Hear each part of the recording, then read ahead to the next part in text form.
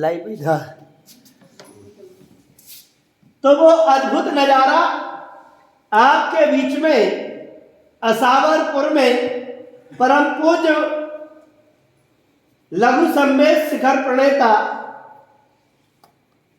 मुनि श्री विश्वक सागर जी महाराज के पावन सानिध्य में वो दिखाई देगा, जिसको देख करके आपको वास्तविक सम्मेद शिखर की याद दिलाएगा। और अब हम चलते हैं ऐसे हम शंका और समाधान के लिए। और पहली शंका, ये भूमि जैन सोनीपत से है। अल्प ज्ञान तथा तीव्र कसाय, इन दोनों के माध्यम से ज्ञान का मत होता है क्या? नमोस्तु गुरुदेव। ओम नमः शिवाय। अब अल्प कसाय, अल्प ज्ञान, तीव्र कसाय और तीव्र कसाय। कसाय की जो है चार जो है चौकड़ी है, और चार चौकड़ी में जो तीव्र कसाय जो होती है वो अनंतानुबंधी में मुख्य रूप से जो है पाई जाती है। चाहे वो क्रोध हो, चाहे वो मान हो, और चाहे वो मायाचारी हो, चाहे वो लोभ हो। तो इन चारों में जो है वह तीव्र कसाय में वह अभिमान भी है, पाया जाता है। और दूसरी जो है जो अल्प ज्ञान, बोले कई बार होता है अधगल गगरी छलकत जाए। जब अधूरा अल्प ज्ञान होता है तो व्यक्ति को अभिमान अहंकार आ जाता है। और यदि व्यक्ति को वास्तविक सम्यक ज्ञान होता है तो कहते हैं विद्या विनियम ददाती, विनियम विद्या ददाती, दोनों एक दूसरे के पूरक हैं। बोले विद्या से विनय आती है, विद्या से क्या आती है? विनय आती है। जैसे जैसे आपको ज्ञान आएगा वैसे वैसे आपके अंदर विनय आदि गुण उत्पन्न होगी। और विद्या कब आती है? जब हमारे अंदर विनय होगी तभी विद्या आएगी। बिना विनय के जो है विद्या नहीं आती है। तो इसलिए दोनों एक दूसरे पूरक हैं। यदि लेकिन अधूरा ज्ञान होता है तो वहाँ पर जो है अभिमान आता है, अहंकार आता है। लेकिन जहाँ पूर्ण ज्ञान, सम्यक ज्ञान होता है तो वहाँ पर जो है अहंकार, अभिमान, गर्व, घमंड ये सब जो है समाप्त हो जाते हैं। आपने देखा होगा जिस वृक्ष पर न फूल होते हैं न पुष्प होते हैं, वह वृक्ष बिल्कुल सीधा होता है, अकड़ा हुआ होता है। लेकिन जिस वृक्ष पर फल फूल आते हैं वह झुक जाता है, नम्र हो जाता है। इतना झुक जाता है कि मतलब बिल्कुल जमीन से भी कभी कभी मिलने लगता है। तो ये जो है पहचान है कि जहाँ गुणों से व्यक्ति भरता है वह वहाँ उसके अंदर विनय आती है, और जहाँ गुणों से खाली रहेगा तो वहाँ अहंकार आता है। ऐसा हमें जानना चाहिए। नमोस्तु गुरुदेव। अब हम चलते हैं जहां पर पहुंचने पर एक बार जोशी तांत्रिक लोग यदि घर में प्रवेश कर जाते हैं तो फिर हमें क्या है, वो घर बर्बाद हो जाता है। परंतु अब हम चलते हैं अगले प्रश्न के लिए। उषा जैन अपनी जिज्ञासा का समाधान करें। ये श्रावक लोग होते हैं वो बिना तिलक के और बिना शुद्धि के अभिषेक कर सकते हैं? मेरे ऊपर किया, बहुत बढ़िया, बहुत बढ़िया, बहुत अच्छी बात है। ध्यान रखिए जो विधि विधान होती है वो सभी के लिए होती है, चाहे वो गृहस्थ हो, चाहे कोई त्यागी वृत्ति हो, चाहे वो विद्वान हो। सभी के लिए जो विधि एक सी होती है, अलग अलग नहीं होती है। खुल गए। समझ गए ना? आप श्रावक कोई अभिषेक कर रहा हो, गृहस्थ अभिषेक कर रहा हो, कोई त्यागी वृत्ति कर रहा हो, नियम सबके लिए होते हैं। जो उसके नियम है, भाई हमें जल की शुद्धि, भूमि आदि की शुद्धि, पात्र शुद्धि आदि जो भी चीज़ें हैं वो सभी के लिए होते हैं। और ये बात अलग है, बोले ब्रह्मचारी सदा सुखी। ब्रह्मचारी जो है वैसे उनकी शुद्धि होती है, परमानेंट शुद्धि। महाराज जी श्राव कर सकते हैं। अरे सुनो तो मेरी बात, जो आप गृहस्थ हो, अभी गृहस्थ सुनो, गृहस्थ में जो है व्यक्ति जो है हर प्रकार के कार्य करता है, पाप आदि कार्य करता है, भोग विलासताओं में रहता है, तो उसके लिए अशुद्ध हो जाता है। लेकिन ब्रह्मचारी जो है सदा सुखी सदा शुचि, वो हमेशा शुद्ध रहते हैं, ऐसा आगम में शास्त्र है। लेकिन फिर भी एक लोक मर्यादा के लोक रूढ़ी के लिए भी बहुत सी शुद्धि हमें करना पड़ती है। वो बात अलग है, किसी को अब चंदन या केसर है लगाने से एलर्जी हो जाती है, कहीं कुछ हो जाती है, तो भाई तुम कुछ नहीं तो कम से पानी का ही टीका लगा दो कुछ तो है, या एक मतलब उसका नेम तो कर ही दो कुछ भी। समझ गए ना? तो एक वो होना चाहिए, ठीक है ना? इस प्रकार से जो है हमारे लिए उसका ध्यान रखना है, शुद्धि का। हाँ चलेगा। आपकी शंका बहुत प्यारी है, परंतु ध्यान रखना 100 सुनार की ओर है। ध्यान रखना, अभी तो हम कुछ नहीं कह रहे। कातंत्र रूपमाला में महाराज जी ने बताया है, एक श्लोक है दीदी, धर्म पर परो राजा। राजा यदि धार्मिक है, आपकी बात का जवाब दे रहा हूं, वो शुद्ध है, पतिव्रता नारी शुद्ध है, और हमें भूमि से निकाला हुआ जल शुद्ध है क्या, और ब्रह्मचारी सदा शुचि। ऐसा हमें आप कहो तो हम बता देंगे, कातंत्र रूपमाला आप पढ़ लेना, बता देंगे। और चलते हैं, अब हम चलते हैं सीमा जैन एडवोकेट अपनी जिज्ञासा का समाधान करें। ओम क्या कह रहे हैं? अरे आ रहे, आपकी शंका क्या है? हाँ बोलिए। महाराज जी, मेरी शंका ये है कि शिखर जी, श्री शिखर जी की जो शिखर जी, समय शिखर जी की जो वंदना करते हैं। ओ कौन है भैया? बाद में बात की। हाँ, समय शिखर जी की जो वंदना करते हैं कई लोग, वो बताते हैं कि हमने 108 गाड़ी कर ली, तो वो कैसे हो सकती है? वो कैसे हो सकती है? ओम नमः शिवाय। ऐसा है कि जो ज़्यादा समय देते हैं ना, तो वहाँ पर जो है वह प्रतिदिन भी करते हैं, प्रतिदिन भी वंदना करते हैं। तो एक दिन की एक वंदना भी होती है, और एक दिन में 2 वंदना भी। ऊपर यदि रुकने की आदि की व्यवस्था होती है तो वहाँ ऊपर रुक करके भी वह पूरी जो है वंदना कर लेते हैं, ठीक है ना? तो ऐसे जो है करते हुए तो 108 भी हो सकती है, लेकिन समय थोड़ा लगता है। आप जितना वहाँ समय देंगे तो उतना उसमें वहाँ वंदना हो सकती है।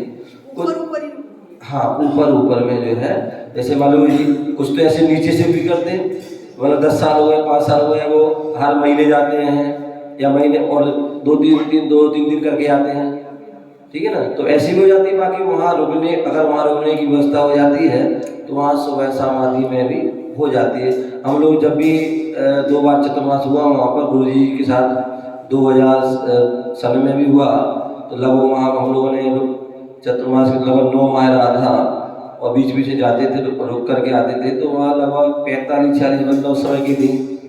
और अभी 2018 में हुआ था, तब भी लगभग नहीं 40-45 बंदा गई थी, जैसे 80-85 लगभग बंदा हो चुकी है, और लगभग 3 परिक्रमा भी जो है हो चुकी है। तो जैसे हम समय देंगे तो वैसा वहाँ हो जाता है। चलिए, नमस्कार। आपकी शंका को तो हम सुन नहीं पाए, परंतु समाधान जरूर सुनिए। चलिएगा, ये वकील साहब है हमारे, बहुत तेज तर्राट वकील साहब है, इसलिए बिना भूमिका के हम सीधे रास्ते से निकल लिए, क्योंकि हमारे एक वकील साहब तो बिल्कुल हमें शांत स्वभावी है। क्या और दूसरे वकील साहब हमारे बिल्कुल एकदम जैसे कोर्ट में नहीं खड़े हम। चलिएगा और निवेदन करते हैं ऋतु जैन अपनी शंका का समाधान करो। आप नहीं अरे वो आपका बात हाँ करेंगे हाँ।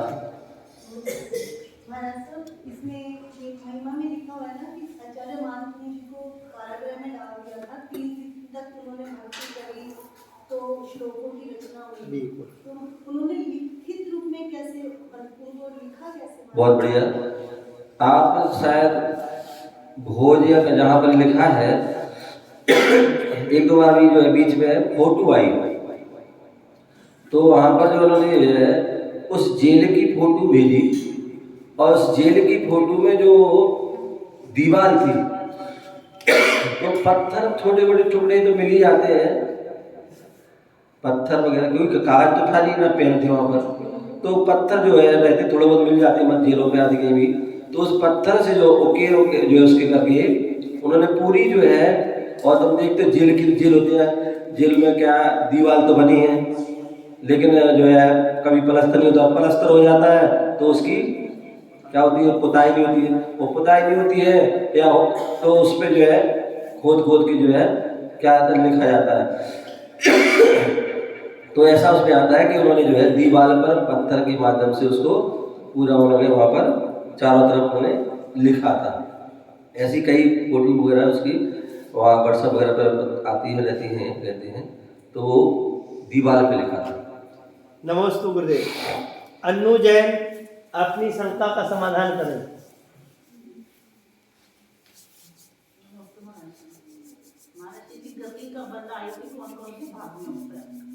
बहुत बढ़िया। मैंने पहले शायद यहाँ या शहर में बताया था, यहाँ बता चुके 2 बार। 8 कर्म होते हैं, ज्ञानावाणी, दर्शनावाणी, वेदनी, मोहिनी, आयु, नाम, गोत्र, अंतराय। और इन 8 कर्मों में 7 कर्मों का प्रत्येक समय कर्म बनता है। आयु कर्म को छोड़ करके 7 कर्मों का प्रत्येक समय शुभ या अशुभ जो भी जैसे भाव रहते हैं वो उनका बंध होता रहता है। लेकिन आयु कर्म का जो है जो बंद होता है उसके लिए कहते हैं आयु के त्रिभाग निकल जाने पर होता है। आयु के त्रिभाग निकल जाने पर होता है। मान लीजिए आपकी जो है आयु 60 वर्ष है तो 45 वर्ष निकलने पर आपका जो है आयु गमन पहली बार में हो सकता है, पहली बार में नहीं हुआ तो दूसरी बार, दूसरी में, तीसरी, चौथी, 5वीं, 7वीं, 8वीं। 8 जो है उसके भाग होते हैं, 8 भाग में जो है कभी भी हो सकता है। और उसमें 8 में भी नहीं हुआ तो आयु के अंतिम समय अंतर मुहूर्त के अंदर क्या होता है, कोई ना कोई जिस समय उस जो भाव होंगे वैसे आयु का बंद हो जाएगा, वहां आपको जाना है। ठीक है। नमस्ते गुरुदेव। एक प्यारी सी शंका भेजी है सोनम जैन ने गुड़गांव से।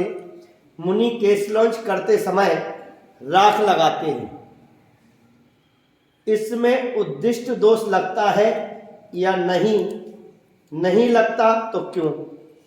राख लगाने का उद्दिष्ट केस लॉन्च करते समय राख तो जो है साधु जन जो है केस लॉन्च करते हैं तो बाल जो है चिकने होते हैं तो स्लिप मार सकते हैं, इसलिए राख जो है जो कैसी होती है, खुरदरी होती है, तो इसलिए उसको लगाते हैं। वो कंडे की राख होती है और श्रावक उसको जो है तैयार करके लाता है। यदि तो उसमें साधु के लिए उद्दिष्ट आदि का उसमें कोई दोष नहीं है। हाँ, यदि वो जब जो है कहकर बनवाए आदि बोल के, तो ऐसे में जो है हमको जो है भाई राख चाहिए ये तो कह सकते हैं, लेकिन राख बना के लाओ, कंडा जला के लाओ, ऐसा कहें तो उसमें दोष उद्दिष्ट का लग जाएगा। ठीक है ना। बाकी यदि कहे भाई केसरों के लिए राख चाहिए, अब बस चाहिए तो अब श्रावक अपनी राख लाए तो उसमें दोष नहीं लगेगा। ठीक है ना। नमस्ते गुरुदेव। ये शंका सारिका जैन की है, क्या कर्म भूमि मनुष्य अणुव्रत और महाव्रत को धारण करने के अधिकारी हैं? ध्यान रखिए, कर्म भूमि के ही जो है मनुष्य, कर्म भूमि के ही मनुष्य, क्योंकि उनका नाम ही कर्म है, कर्म भूमि के जो मनुष्य वो कर्म करेंगे तभी तो उनको उसका फल मिलेगा। तो कर्म भूमि के मनुष्य जो है अणुव्रत महाव्रत आदि जो भी है वो सब धारण कर सकते हैं और मोक्ष भी मुनि बन करके मोक्ष भी जा सकते हैं। भोग भूमि और कुभोग भूमि के मनुष्य जो है वह अणुव्रत आदि महाव्रत आदि धारण नहीं कर सकते और ना ही मोक्ष जा सकते।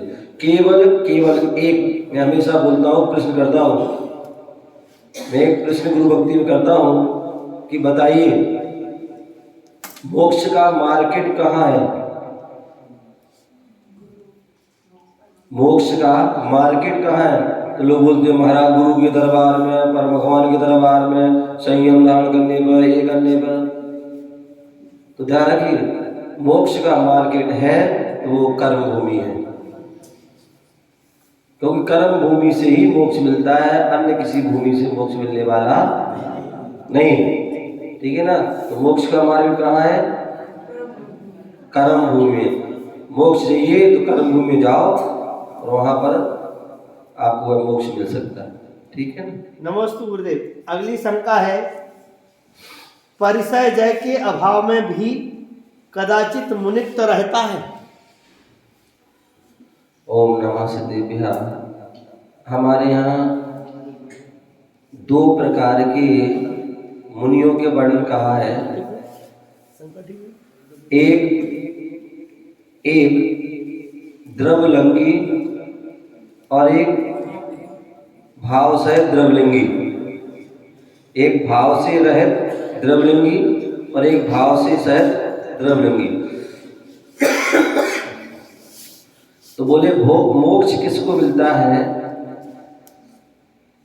बोले जिसने जो है द्रव्य के साथ साथ भाव को भी धारण किया है, द्रव्य के साथ भाव को धारण किया है, उसको ही मोक्ष मिल सकता है। केवल जिसने जो है द्रव्य को ही द्रव्य से ही मुनि बना है, द्रव्य से मुनि बना है, उपसर्ग सहन नहीं हो रहे हैं, परिसर सहन नहीं हो रहे हैं और अन्य जो है क्रिया नहीं हो रही है, तो फिर वह मुनि जो है केवल नग्न है, द्रव्य से, भाव से नहीं है। और भाव से नहीं है तो वह कर्म क्षय भी नहीं हो सकते हैं। तो इसलिए द्रव्य के साथ साथ भाव होना भी जरूरी है। आपने सुना होगा पुष्पडाल मुनिराज के बारे में। पुष्पराज मुनिराज, दूसरे जो है भव्यसेन मुनिराज, जिनका नाम भव्यसेन था लेकिन उनका जो है कार अभव्यसेन थे, जिन्हें जैन धर्म पर श्रद्धा नहीं थी। क्या? जैन धर्म पर जिन्हें श्रद्धा नहीं थी, जिन्हें अपने जो है मूल गुणों का भी अपने जो है या उनका अच्छे से पालन होता था, तो वो केवल द्रव्य से ही मुनिराज थे। पुष्पडाल मुनिराज जो है 12 साल तक मुनि रहे, लेकिन वह कैसे रहे? केवल द्रव्य से रहे, भाव से नहीं। भाव तो उनके अपनी स्त्री में थे। क्या थे? स्त्री में थे उनके हमेशा। तो इसलिए वो द्रव्य से, इसलिए उनके जो है वह केवल जो है उनके कर्म जो है निर्जरा में वह अवस्था कारण नहीं हुई। तो इसलिए यदि कर्म निर्जरा संबंध निर्जरा करना है, मोक्ष आदि की प्राप्ति करना है, तो इसलिए भाव मुनि, द्रव्य के साथ साथ भाव मुनि होना भी आवश्यक है। ऐसे अपने 2 उदाहरण तो नहीं है, और भी अनेक उदाहरण हो सकते हैं, ऐसा हमें जानना चाहिए। नमस्ते गुरुदेव। ब्रह्मचारी मनोज जी अपनी जिज्ञासा का समाधान करें। नमस्ते महर्षि। महर्षि रावण, कुंभकर्ण, मेघनाद आदि जो है, रावण तो नरक गए हैं, मेघनाद कुंभकर्ण मोक्ष चले गए हैं, और जो दशहरे पे उनके पुतले जलाए जाते हैं, तो क्या उनको देखने से भी, जैसे टीवी वगैरह में आते हैं, क्या उसका कर्म का बंध होगा? बहुत बढ़िया। ध्यान रखिए, हमारे यहाँ जो कहा जाता है कि जो द्रव्य हिंसा और भाव हिंसा, ठीक है ना, यदि आप जो है जो रावण आदि है, जो भावी तीर्थंकर है, मेघनाद, कुंभकर्ण, इंद्रजीत जो मोक्ष को चले गए हैं, ऐसे इन जीवों का अथवा आप किसी भी जीव का, बहुत से लोग होते हैं अनशन करते हैं, आंदोलन करते हैं, और उसमें कहीं मोदी के जो प्रधानमंत्री, कोई मुख्यमंत्री, कोई विधायक, सांसद आदि कोई भी व्यक्ति या कोई अभिनेता लोग होते हैं, तो कई किसी समय कोई अपवाद होता है उन पर, किसी पर दोषारोप होता है, तो उस समय जनता क्या करती है, उनके पुतला जलाती है। ध्यान रखिए, हमें पुतला बोल रहे हैं एक जीव को जलाना और एक उसका पुतला जलाना, दोनों में ही हमारे लिए बोले पंचेंद्रीय जीव के जो है जलाने का उसको दोष लगता है। आपने पढ़ा होगा एक जो अपनी वर्तमान योग में एक कहानी आती है आटे के मुर्गे की, कि किसी ने जो है आटे के मुर्गे की बलि दी थी, और आटे के मुर्गे की बलि देने से जो है उनको जो है उस पंचेंद्रीय मृतक का जो है दोष लगता है। बोले साधु संत जो है जब उनसे कहा जाता है कि ब्रह्मचर्य का पालन करना है, तो बोले जो है मनुष्यनी, देवनी, त्रियंजनी और चित्राम जो चित्र की स्त्री आदि है, उसकी उनमें भी हमें दोष लगता है। तो इन सबसे हमें बचना है। यहाँ तक कि जो है हम देखते हैं कुछ चटाई आदि होती है, कई बार लोग आते हैं वो चटाई अगर प्लास्टिक आदि लाए उसमें कोई किसी की फोटो रहती है या यहाँ तक कि फूल भी रहता है, तो उसमें भी जो है क्या होता है, दोष लगता है। तो इसलिए साधु जन जो है सिंपल जो है चीज़ें वो है देते हैं, कोई उसमें किसी प्रकार की फोटो आदि नहीं होना चाहिए, अंततः उसमें दोष लगता है। तो इसलिए हमारे लिए क्या करना चाहिए, इन सारी चीज़ों को ध्यान में रखना चाहिए, तो इससे हम जो है उस दोष से बच सकते हैं, अन्यथा में दोष लगते हैं। नमस्ते गुरुदेव। मनुष्य गति में कसायों की तीव्रता से कौन सी लिस्या होती है? ध्यान रखिए, जो है 4 गति होती हैं, मनुष्य गति, त्रियंच गति, देव गति और नरक गति। तो जो मुख्य रूप से जो है आचार्यों ने जो लिस्या का जो वर्णन किया है 4 गति में, तो उसमें नरक गति में केवल 3 लिस्या पाई जाती हैं। कृष्णनील कापोत जो अशुभ लिस्या है, और देवों में जो है मुख्य रूप से 3 लिस्या पाई जाती हैं, पीत, पर्म, शुक्ल। लेकिन मनुष्य और त्रियंचों में 6 लिस्या पाई जाती हैं। आपकी तीव्र कसाय होगी अनंत अनुबंधी संबंधी आदि, तो आपकी कृष्ण लिस्या होगी, आपकी उससे कम होगी तो आपकी जो है नील लिस्या, और कम होगी पीत लिस्या जो है कापोत लिस्या, और कम होगी पीत लिस्या, और कम होगी पर्म लिस्या, और कम होगी शुक्ल लिस्या। तो ऐसी वो है, तीव्र होगा तो तीव्र लिस्या होगी, और मंद होगी तो मंद, और मंद जघन्य हो जाएगी तो और कम हो जाएगी। और एक समय ऐसा भी आएगा जब कसाय से रहित हो जाओगी, योगों से रहित हो जाओगी, तो लिस्या से भी रहित हो जाओगी। अंतिम प्रश्न है, किसी और को तो नहीं पूछा रहा? नमस्ते गुरुदेव। ये प्रीति जैन सोनीपत से है, TDI से। क्या मुनि चेतन और अचेतन सवारी का अपने आवागमन के लिए उपयोग कर सकते हैं?